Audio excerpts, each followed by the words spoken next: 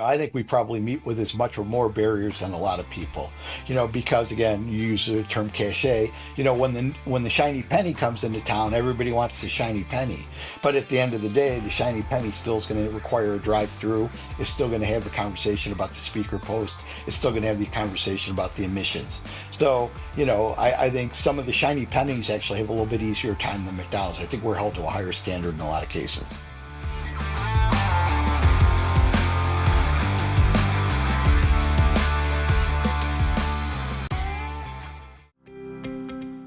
Need a partner who sees the big picture? Forza Management. We're not just property managers, we're strategic partners.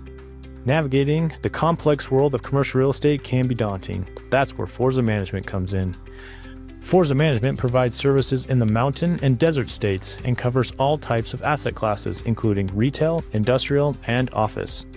Our team of experts delivers exceptional property management services, namely property maintenance, lease administration, and annual CAM reconciliations. When looking at your next property, check out our website at forzacommercial.com. Forza Management, maximizing your investment and minimizing your stress. Welcome back to the Dirt Dog Pod. Today we've got Bob O'Connell, who has recently retired, Bob, as Associate Director of Real Estate for McDonald's Company. Thanks, Chris. So, good to see you again. Yeah, thanks for joining us. I figure I would dress in my favorite Hawaiian, kind of themed shirt, got my glasses on. I'm ready for retirement, Well, I hope it's a little warmer there than it is in Chicago because it's rainy and 59. That's why I got a quarter zip on. Oh, so. Listen, I'm just jealous, like many others, that, after ICSC here, that you were enjoying your ICSC was down on the beach in Florida, right? Correct. Yes. Yeah. I took a little bit of time, played some golf down with some friends down there. So it was a good diversion from thinking about all the things that I was missing out in Vegas. So yeah, there you go. That's fun. So you just retired and you were with McDonald's for just a minute. So how long were you with McDonald's, Bob? So next month it would have been 32 years. So yeah. 32. So what a remarkable career. Yeah. As I've talked to people over the years, it's one of those places, it's a very special place. Nice touch on the McDonald's cup too, by the way. It's a real special place. I mean, when I first came on board, I met a bunch of people and I couldn't believe how long people had already worked at the company that were in their 40s and early 50s and things. And, people came to the company. They liked what they were doing. They liked the support they were getting, and they stuck around. I like to think of myself as kind of an anomaly, but I really am not an anomaly because there are plenty of people out there who have put 30 plus years in with the company. So it's been great. I think what's so wild about that in our industry is it's just so frequent that you see people move from one company to the next. And it seems like the average duration usually is like 3 to 4 years. Yeah, I mean, I think, I was listening to, and I'm sorry, I forget his name, from Wendy's, on one of your recent podcasts, and he was talking about, some of the people that he had worked with over the years, some of whom I had also worked with. I think you mentioned a couple of names in there, but I mean, I think it was very common, at some point in time is, you learn a trade and you learn your trade and you perfect your trade, and then you take your trade and your skills onto the next guy. And, there have been a lot of, intertwining of people within the quick service industry. So, everybody's looking to grow. And I think, McDonald's has always been a great spot to grow from. Your premier guest on was Dan Batty. And I knew Dan a long time, and Dan came, he did a great job for us, went on, has had a great career with a bunch of other companies. My friend Don Eichler, it was great to hear him and in your conversation with him. So it's always great to hear from those people and how successful they've been, knowing that we've kind of helped them along the way a little bit, getting their feet wet in the business. I think one of the most interesting things is just what a great fraternity, sorority commercial real estate is. It really is a lot of fun. And we have a lot of friends and, obviously it's coming back from an ICSC and it's just a chance to catch up with a lot of those people.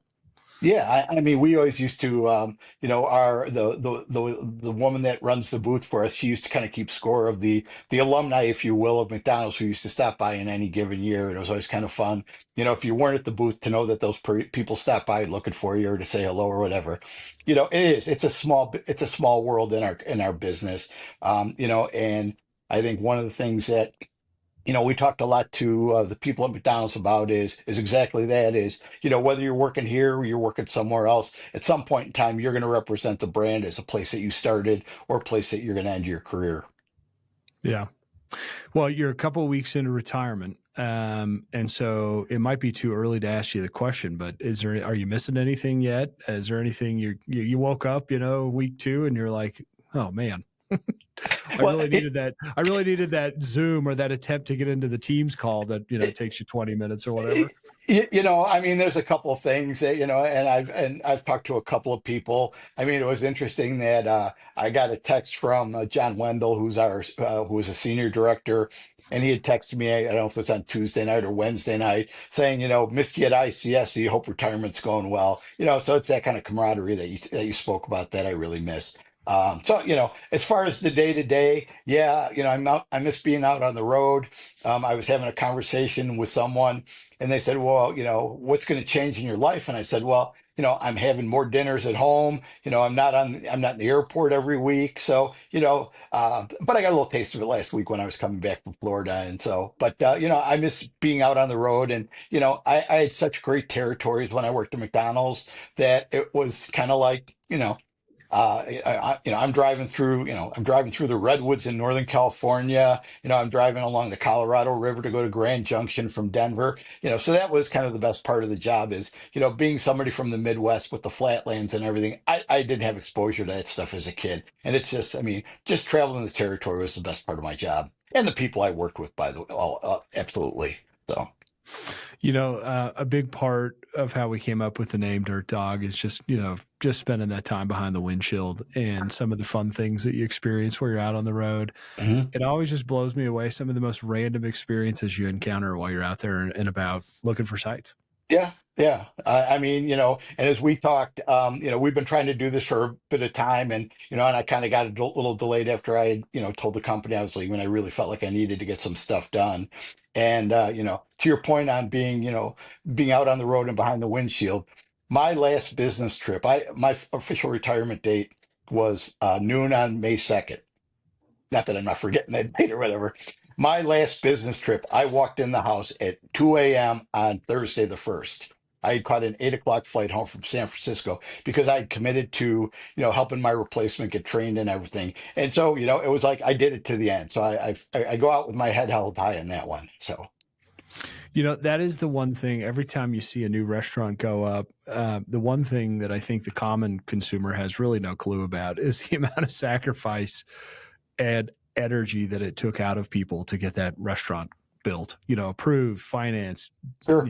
plans drawn, and nobody really thinks about that flight where you've arrived home on, basically a red eye at 2 a.m. from Sure. San Fran.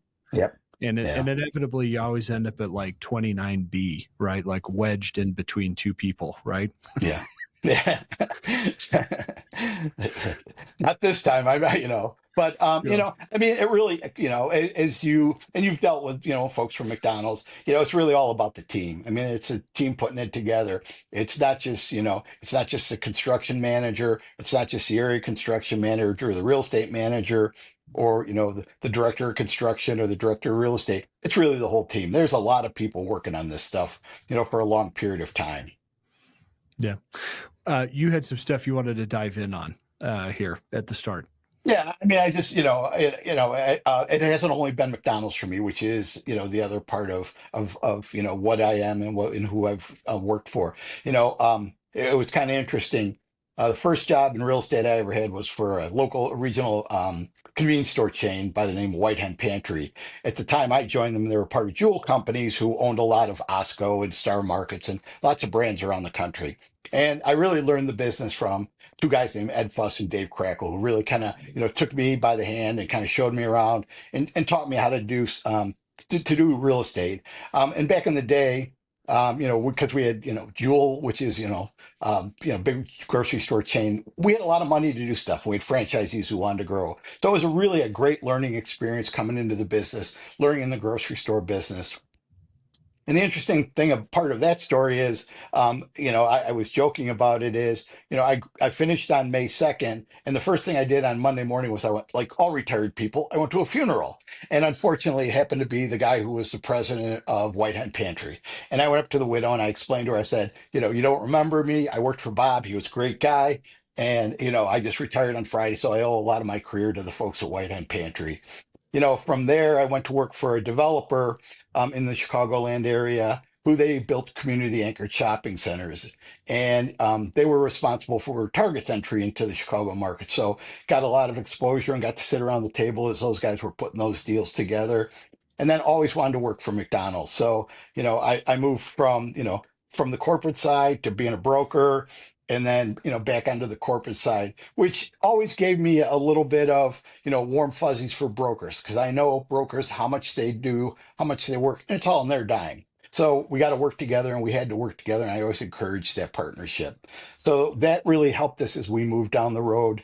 And, in the latter years of McDonald's, the chief development officer came in, Tabassum came in from Chipotle, and they had a model where they worked a lot with brokers. And we really didn't have dedicated brokers. But in the last couple of years, we took that on, and it really has led to a lot of the success of McDonald's in the last couple of years. So, kind of grew through McDonald's, was a real estate manager, was we used to call them real estate reps back in the day. Was a real estate rep for a while, became a manager of one of at the time, we had 43 offices, and over time, McDonald's shrunk that down. And then went over to the corporate headquarters and worked in site development training. We used to have training classes. We'd bring 200 real estate and construction people through at a time because we had these 43 offices. Every single one of them had 4 or 5 real estate people, 4 or 5 construction people. And we were building a lot of restaurants back in the day. From there, I got an opportunity to lead that team on the training side for a couple of years, and then I had the opportunity to go and support our development teams in Europe, which was again a lot of training, rolling out new tools and stuff. But again, it was just another cool experience. Then came back to the U.S. side and worked on a lot of single projects, and then really worked with some people who, really wanted to improve the process at McDonald's, and so a lot of people putting their heads together, got the team to leadership to kind of change the way that we were doing business. The old way of doing business at McDonald's is these regional offices had an executive in there and they had to approve the real estate. So you'd have to fit in on their schedule and do all these other things. So the real estate process was extremely long. And we were able to take that process and move it to the real estate center of expertise and really reduce that time over the last couple of years. So, it's everything has changed and, it's like the weather, just stick around, things will change. But I think McDonald's is really poised right now to grow based on the new system and the people that they have in place. So it's, that's kind of, the Bob O'Connell story of my resume. No, that's good. What a storied career, right? And some diversity in there. Yep. How do you think those initial years working for the convenience store, drugstore, grocery store, and then over to the developer side, how did that help you as a corporate real estate executive? Well, it's interesting because I've hired several people who have come from the convenience store industry, come and go, and a couple other places. When I did that, I always used to Ed and Dave used to say, think about the customer. And so think about being on the other side of the counter and seeing where customers are coming from. And that's really kind of the model for McDonald's is looking at, where the customers are coming from. And so early in my career, that was kind of, kind of planted in my brain in terms of understand your customer and, you'll figure out the real estate piece of it later. Yeah, no doubt. And how fun to bring Target into Chicagoland. I mean, that had to be amazing. They're obviously, to this day, they're still an amazing anchor. Yeah, I mean, and it was, the company was Tangway Burke Stratton, and they were a couple of former real estate guys from jewel companies, and a couple of developers and brokers who had been around Chicago for many many years. And yeah, I mean, it was like these guys were running and gunning and buying all the big tracts of land, near the shopping centers, and building community centers alongside them. So it was a great run. That was like in the late '80s here in Chicago. And then, like I said, I had the opportunity to join McDonald's in the early '90s, and really that's where I wanted to be. So that's where I went. You mentioned something about brokers and how you've watched McDonald's shift the focus to be more broker centric, Mhm. and how that was a positive. Walk us through that for a minute. What is it that you see? When you get a dedicated area, like, I don't know, take the Cincinnati area. I know Mike Hallinan, right, with Edge is your broker there. Or, here in Utah, it's Matt Harlan with our Yeah. Legend Partners group. How Yep. does that help you when you have a Matt or a Mike that's engaged for you in an area? Well, I mean, I think there's a better focus. So, if you'll recall, I said, when I first started, we had 43 regional offices. Then we went down to 21. Then we went to 10, and then we moved away from being part of that structure to have our own structure. When we had those 43 offices, we had 200 real estate people running around. And so it was really more about personal accountability and learning your market and doing all those things. As we've changed that model, or as McDonald's has changed that model, I should say, it's really gone to, there's about 50 real estate managers out there today, and there's 9 or 10 associate directors, and that's really kind of the core of the real estate team. So those people, where they live in their market, so when I was working in the Northwest, I had a person in Seattle, I had a person in Portland, and then I had a person who covered Northern California, and one that covered the Central Valley. They all lived in the market, but how do you keep track of all that real estate? And especially in some of those markets, it's like the Denver market. In Denver, it's Denver, Salt Lake City, it's up into Boise, Montana, the Dakotas, all the way over to Minneapolis. So people can't be everywhere. And so I think highlighting the fact that we were able to, engage and find good brokers, and the company didn't force brokers, particular brokers on a real estate manager. It was really up to the real estate manager to go out and find people. We've worked with Matt for many years in Salt Lake City. Matt's a great guy, always brought stuff to the table. And then, so that really worked well. And then there was a lot of kind of legacy brokers that were out there from the old days who just kind of came forward and said, "Hey, I used to do a bunch of work in Seattle. I know the system. Let me help you out." And I think doing that and having a system where they could kind of report into the real estate managers and keep track of things, I think that's really been helping the team have great success in the last couple of years. I don't know if I had as much respect for the broker, real estate manager, director, relationship until we started hunting for sites for some specific retailers in new markets. Hmm. And all of a sudden I kind of sat in your shoes for a minute, because I would sit in a car and we'd drive sites, and boy, that's a whirlwind. Yeah.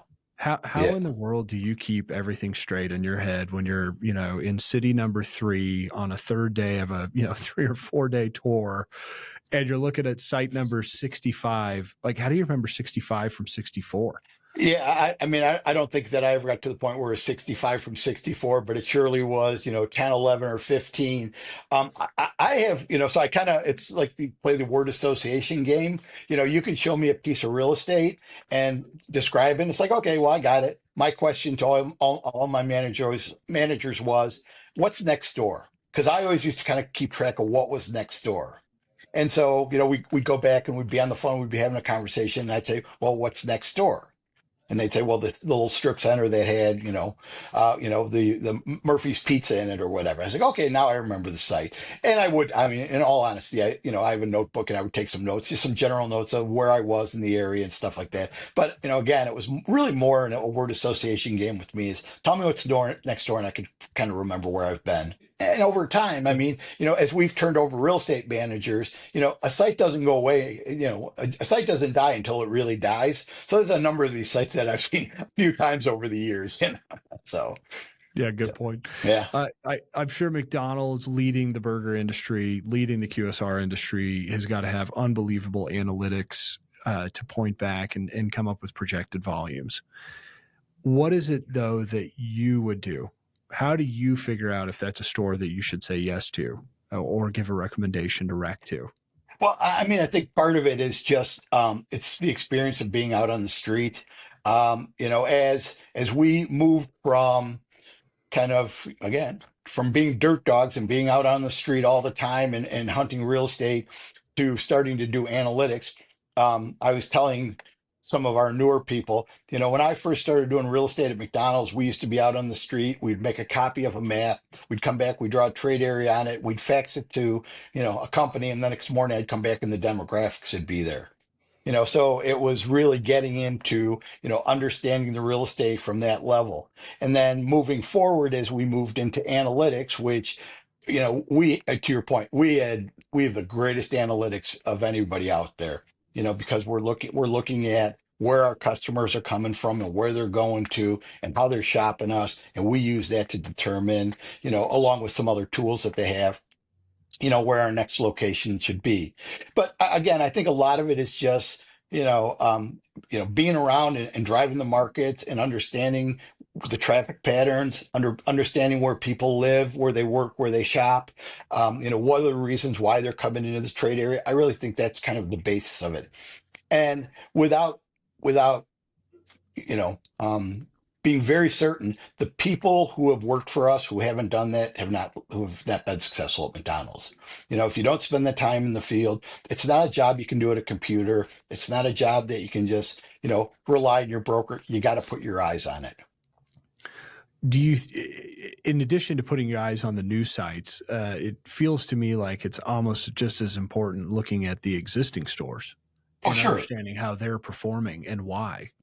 Oh, absolutely. I mean, I think, that has been one of the tools. We've used a comparable store restaurant approach for years. I mean, I think that's, let's look where we've been successful. Let's take that information and see if we can replicate it. Absolutely. It's kind of the same thing as when you go out and buy a house. You're going to do some comparables to figure out, are you in the right price range in that same neighborhood you're in? So we definitely use that as a tool. And again, all of these tools are rolled into the portfolio of tools that we use at McDonald's. I had a random, Southeast Florida site presented to me earlier this morning. First thing I did, I went into Restaurant Trends and I went into Placer. I found the closest McDonald's and I checked their volumes. Yeah. And I find myself 99 times out of 100 going to McDonald's first. Mhm. And it is interesting how McDonald's has really become the barometer. It's become the litmus test for the whole fast food industry. Yeah, and again, I mean, I think I think it's more than lore that several of our competitors over the years have looked for the spot next door to us.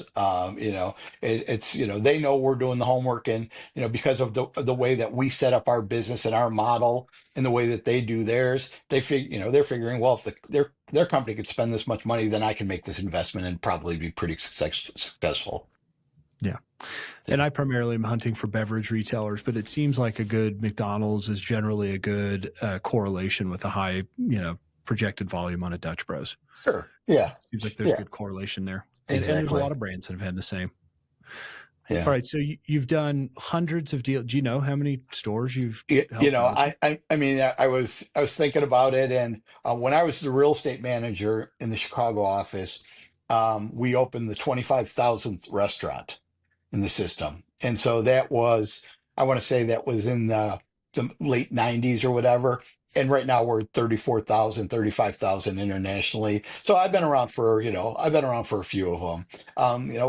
I had a territory, I was very fortunate. I had a territory in Chicago that I really didn't work very, very long because there was opportunities for me to grow into a management role. And so I went from within a couple of years of being at McDonald's, I went from being a deal maker to being a manager. And then I've kind of always been on the management side. But I mean, with 2 years ago, my territory got shrunk from 13 states to just really having the Central California up through Oregon, Washington, Alaska, Hawaii, Guam, and Saipan territory.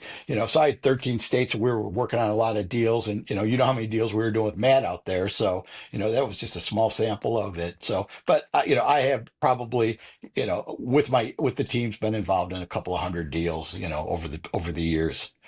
Bob, I spent a fair amount of time with people like you, and I don't think I've ever had anybody describe that they shrunk my territory and then went ahead and added a bunch of countries, in the Far East. I That mean, that is it's that's where we do business. They're part of our U.S. system over in Guam and Saipan, and we have an operator out in Guam and Saipan, a great family, been with us forever, and we've had an opportunity. We opened a restaurant out there last year, and then there's another one that's under construction right now. That'll probably open a year and a half from now. As fitting your Hawaiian shirt, they're definitely on island time there, but we got a great family that's running our business out in Guam and Saipan. so because it's U.S. territory, then it's Yes. traded with U.S. Oh, Correct. interesting. Yeah. Yeah. Correct. Yeah. And what is? I mean, that's that. Back to your getting in at 2 a.m. comment. I mean, that's a hop, skip, and a jump to get there. So I had my last trip there was a couple of months ago. I was out to dinner on Saturday night. I came home. I slept for a couple hours. I left my house at 3 o'clock in the morning, caught a 5 o'clock flight to Houston, landed in Houston, got on a plane, flew to Honolulu, flew from Honolulu to Guam, and I was standing at the check-in at the Hyatt in Guam at 7 p.m. on Monday night. It's wild, And truly then wild. I left on Friday morning at 7 a.m. Did the reverse trip, and I was back at O'Hare in Chicago at 1 p.m. on Friday afternoon. Boy, I'd that's a spent quick turn. Yeah, I'd spent 40 hours on an airplane that week. Spent 40 minutes in Hawaii, so it's Yeah. not all glamorous. Yeah, all right. There you go. Enough to get the CarMax and then just roll through the gift shop. Exactly. Exactly. So, We had 4 children, and then we chose to adopt our 5th, our caboose, and he was born in American Samoa, and uh-huh. so maybe somewhat similar to Guam. We lived there for about a month with my family, and it was interesting. There's McDonald's there in Pago Pago, American Mhm. Samoa, and it was so fascinating to me when I have visited McDonald's elsewhere on Earth is just the different menu items that they come up with. I assume Guam is the same. They have some kind of unique menu offerings that exist there that may not exist other places. Yeah, they have a unique breakfast platter that includes a spam-like pork product. So, but other than that, it's pretty much the same standard menu. I mean, that was people would ask me when I was working internationally, what I would, when I go to McDonald's. I would probably go to a couple of McDonald's during an average trip or whatever. But my first thing off the plane was just getting a plain old hamburger. I just wanted to see how it compared because you kind of have that taste bud, and being there a long time, that was kind of my standard. But obviously, I did see a lot of different menu items across the globe. Yeah, interesting. What do you think the hardest part about doing business is in Guam versus mainland U.S.? I just think I think it's just the time element. It's just so long to get engineers and vendors lined up. Getting materials. We had it was interesting when our restaurant that just opened was under construction. We were out doing a site inspection, and they were doing some concrete work up on the ledges and things like that. And because the military is doing so much work there, you can't even get a cement mixer, and these poor workers were hauling, concrete up in 5 gallon Home Depot buckets to kind of set all the lintels and stuff on the the edge of the roof and stuff. So just, I mean, I think a lot of those things, materials and supply chain are probably the biggest issues. So, Yeah, I think that's one of the most amazing things, especially when you go to the smaller island environments and mhm, communities, right? Forget the Hawaii's, right, where there's a population base there, but when you right. get to the smaller ones, it's just a limited supply of everything, Sure. right? Yeah. I mean, we've got a great construction team and they, again, it's one of those things where, our construction manager who covers that area, he's up in the middle of the night having conversations because of the time difference and everything. So, but again, those are some of the great places that I've had an opportunity to visit while being at McDonald's. Yeah.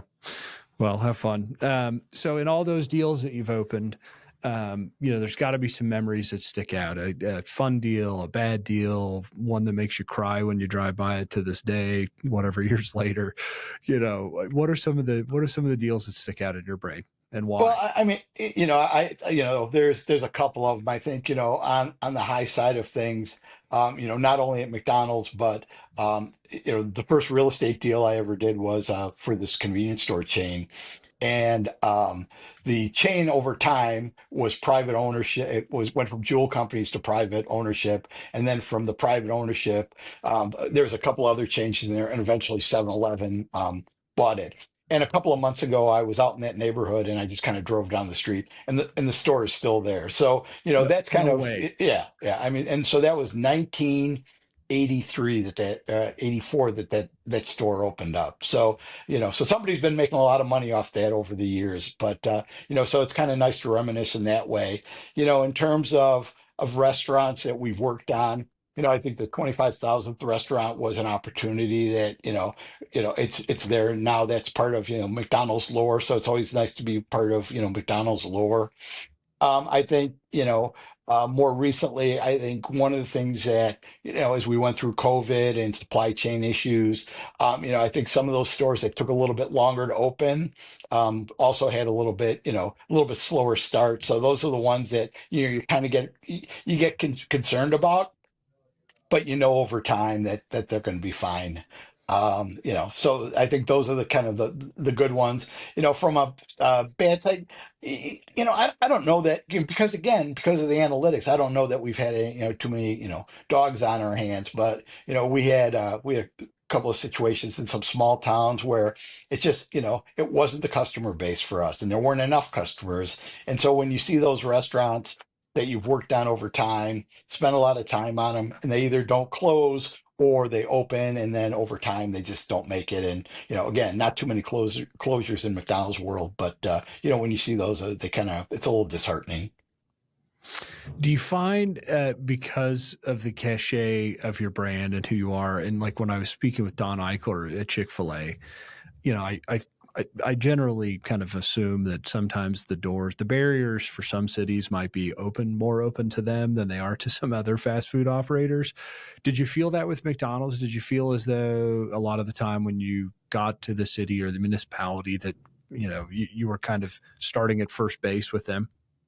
Yeah. Well, I don't know that. I think we kind of do enough homework where when we start to get in there, we start to understand the lay of the land.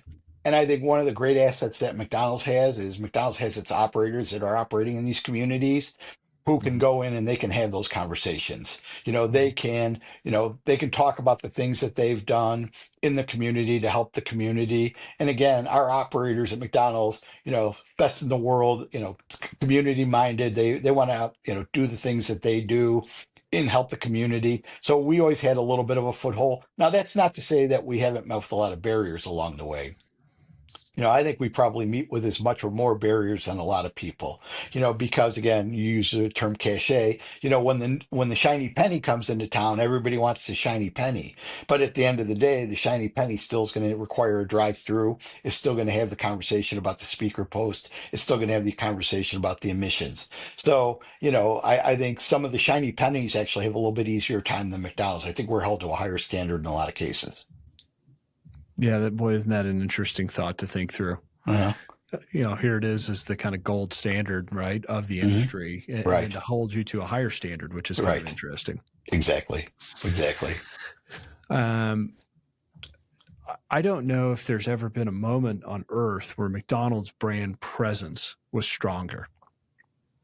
What do you think about that? Yeah, I mean, I think there's, like every company, there's ups and downs. I think the rebranding that the company has done over the last several years. I mean, that was a major initiative. We had a U.S. president who, kind of an interesting story, who was sitting in our old office, which was in the western suburbs of Chicago, and was really kind of talking to his team about, there was a Sears in the shopping center across the street, and they were talking about dying brands and everything, and they started talking about how are we going to bring this brand back, and that was really kind of our first foray into reinvestment. And then over the years, we would do reinvestment, but again, we didn't, every target looks the same, right? We didn't have every restaurant that looked the same. And this last reinvestment initiative, I think, got us there. And so I think that's really helped the brand. So from an ebb and flow standpoint, I think from a building and real estate standpoint, that's really been the key for us. And then there's little things that happen along the way. And again, one of the greatest marketing companies in the world. We don't miss a beat on anything. We were there when it was Beanie Babies. We were there with Minecraft. We were there with the adult Happy Meals. The celebrity meals, all those things. And again, I think you saw last week. You were saying, that Grimace was at our booth at ICSC. Well, I don't. Unbelievable. Yes. Yeah, and I don't know if you know this or not, but I don't know how it happened, but it's like Grimace became like the mascot of the New York Mets last season. And, Grimace was in, I don't know how Grimace got into the stadium, but he was there and they went on a winning streak. And, all the New York Mets fans were all over Grimace. So again, it's these resurgences and again, great marketing minds at McDonald's, all over the years and they're just, what they've done and the stuff they come up with and how they hit the consumer and the right consumer at the right time. It's amazing. So. Yeah, but that's what blows me away. I mean, I spend far too much time on Twitter than I probably should in life. But, whether it's Twitter or the Reddit forums, it just seems like, the customers over the last year, and a lot of those marketing things kind of start in those places nowadays, right? And it was like the customers started asking for Grimace. They started asking for hamburgers, started asking for some of these like iconic things of Ronald, et cetera. And your marketing team has been dialed. They've provided. It's been amazing watching it. And it was so fun having Grimace at the booth. That was amazing. Yeah. Everybody was walking by, getting shots with them. It was pretty entertaining. Yeah. Pictures. So the company recently decided let's see, I think you opened the first Cosmix, about a year ago? Was that about a year ago? A little bit more than that. Yeah. Yeah. Mm-hmm. And then gave that a run here for whatever that was, 12 to 18 months. And then has recently decided to shut that down. And I understand you're not at McDonald's anymore, but it's interesting to me watching when some of the fast food brands, like, to me, McDonald's has a very good recipe for serving exactly what they serve. They own the breakfast market out of the drive-through, hands down, undisputed. They've got a great burger game. Why try to go into the beverage industry? It just seems such an interesting thing to me to watch from the outside in. Yeah. I mean, again, that was a separate part of the business. None of the real estate people, nobody in the U.S. business had anything to do with it. That was more of a corporate initiative. So I can't speak to any of thing, but it's you make an interesting comment of McDonald's does this and we do it so well. I don't know if you remember back several years ago that we went and we've kind of expanded our business. We had an interest in Boston Market. We had an interest in Donato's Pizza. We were helping with some development on the Chipotle side, and we were taking our eye off the prize, and the prize is selling McDonald's hamburgers. And so I think back in those days they got rid of all that stuff and again focused on this. As far as the drink thing goes, I mean, it's going to be interesting to see. What I read in the paper was they're going to try to, figure out how to do this with the existing location. So that's really all I know about it is, same as everybody else, what you're reading in the paper. So, but it's interesting. Again, traveling around a lot, you see those, the SIP and, all the things that you guys have out in Utah and, Dutch Bros obviously is really, kind of stormed the market all over the country. It'll be interesting to see how all this shakes out at the end. So. And Starbucks is not going away from that part of the business either. So, No, it looks like if anything, I mean, I know they've moved around with the refreshers and some of that stuff, but if anything, it seems like they're doubling down with a lot of that, frozen and blended beverage stuff. Which really is a fascinating shift because, we keep talking about coffee. Those companies serve 50% or more other stuff that is not coffee. It's really kind of interesting the way their whole menus have just evolved over time. Yeah, I mean, actually, the number, if you listen to the conference calls, it's interesting to hear when they talk about that stuff. I think the number is actually greater than 50%, from listening to a recent conference call in one of the companies. So, Yeah. Yeah, and for those, I think for those companies, you almost need to analyze as much about the energy drinks and mhm. that entire market, which is huge and Yeah, virtually untapped through the drive-through right yep, before some of these operators started sure. doing it. Um, 34,000 stores and growing, right? Mhm. Where does McDonald's is the king. If they're the gold standard, in my example I gave, right, where it's the first data point I go to. Part of the reason I do that is because I've sat in the car for days on end with operators from Wendy's and Arby's and you name it, fast food Right. competitors, back to your point, right? Dutch Bros, whatever it might be. And that's what everybody does in the car. That's what every site selection manager is doing. Is the first thing they're looking at is what does McDonald's do to the trade area? Where does McDonald's go from here?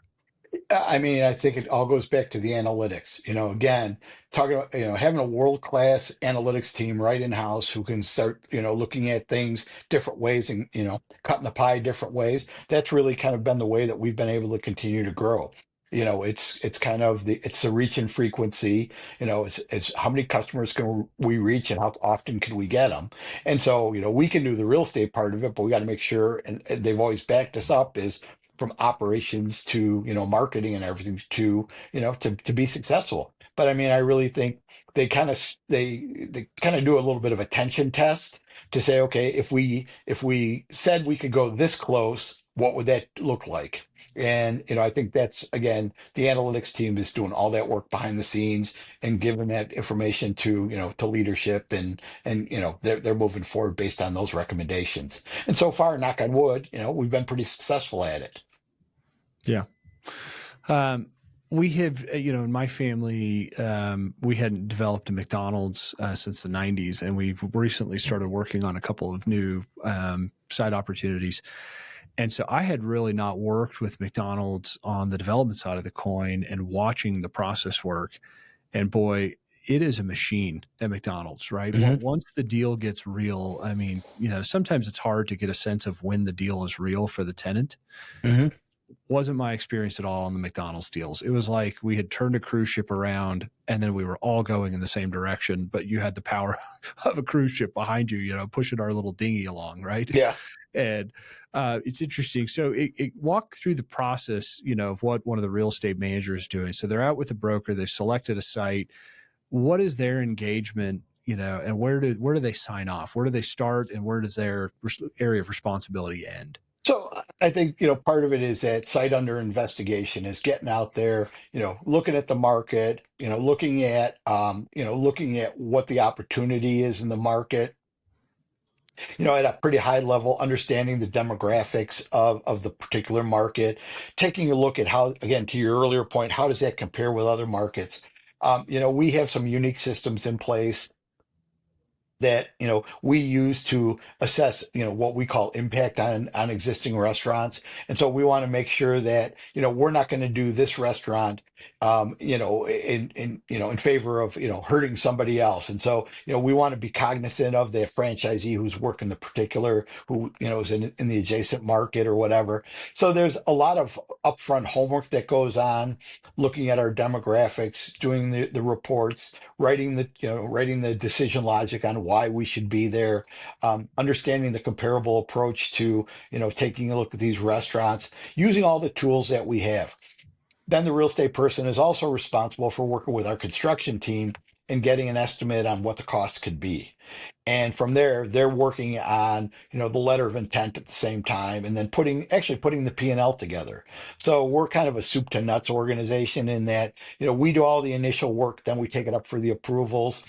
Somebody in our finance team looking at, what, the whole deal and how that deal makes sense in terms of the whole portfolio.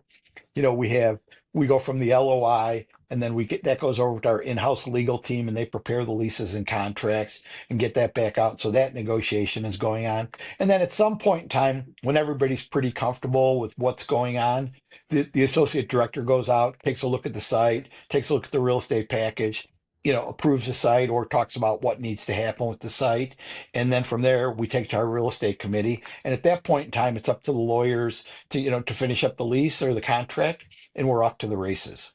So the other thing that's really unique about McDonald's is early on in that process, as I was talking to members of my team and they were talking about sites, we would do a little bit of homework on the computer and take a look at stuff and try to figure it out.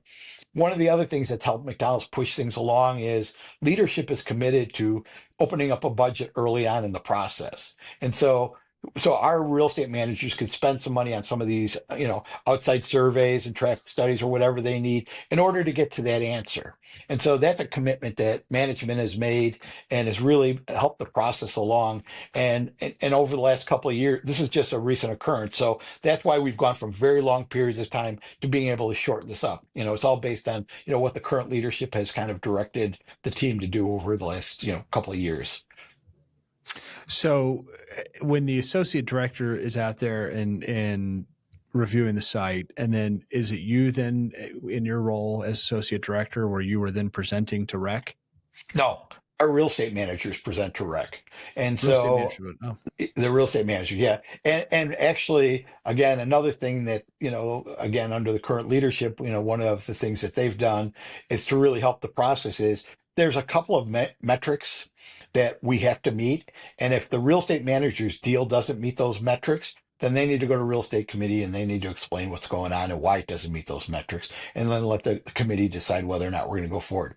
If a real estate manager brings a deal in and it meets all the metrics, there's no real estate committee. There's a sign off on the real estate package, and then it's off to the races. So again, I think, bringing some new blood into McDonald's and changing the way that we've done business for, almost 70 years, the current team really has, been able to help the people on the, team on the ground, get a lot more done with making some pretty substantial changes.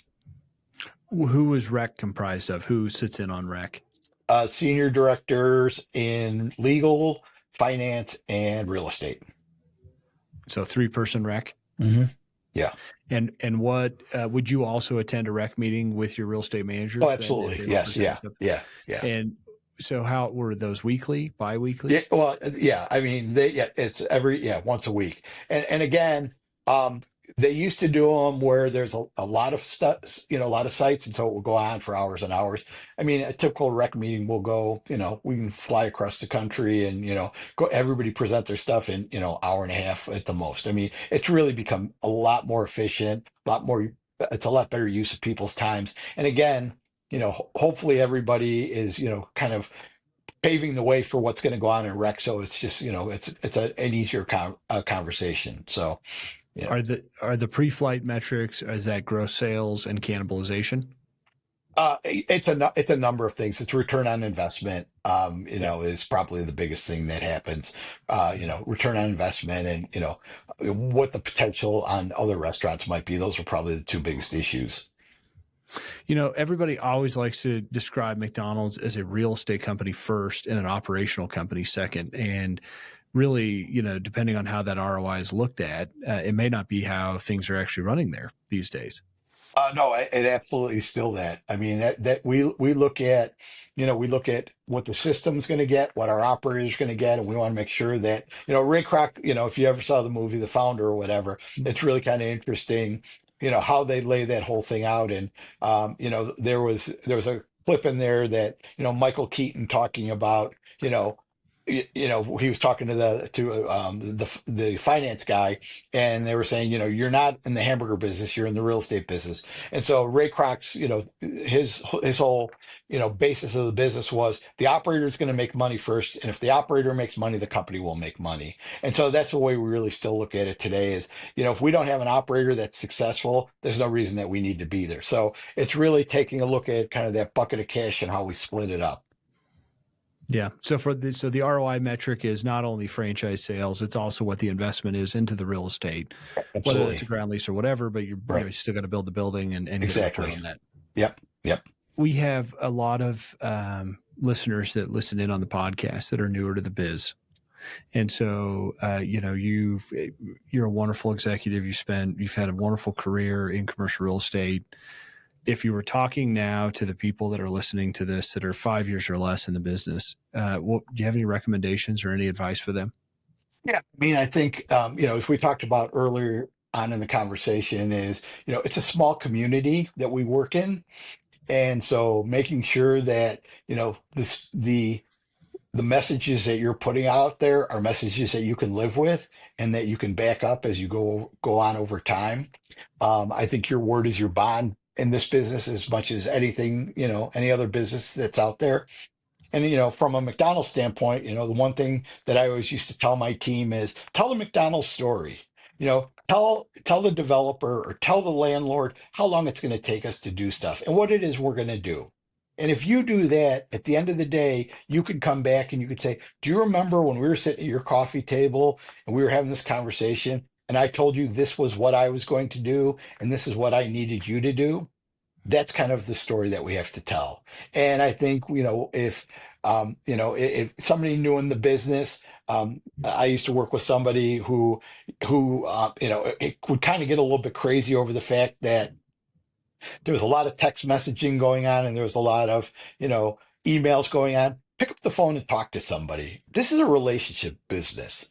It's, I mentioned earlier, I've known Dan for a long, long time. I've known Don Eichler for a long, long time. The reason I know these guys is because of relationships.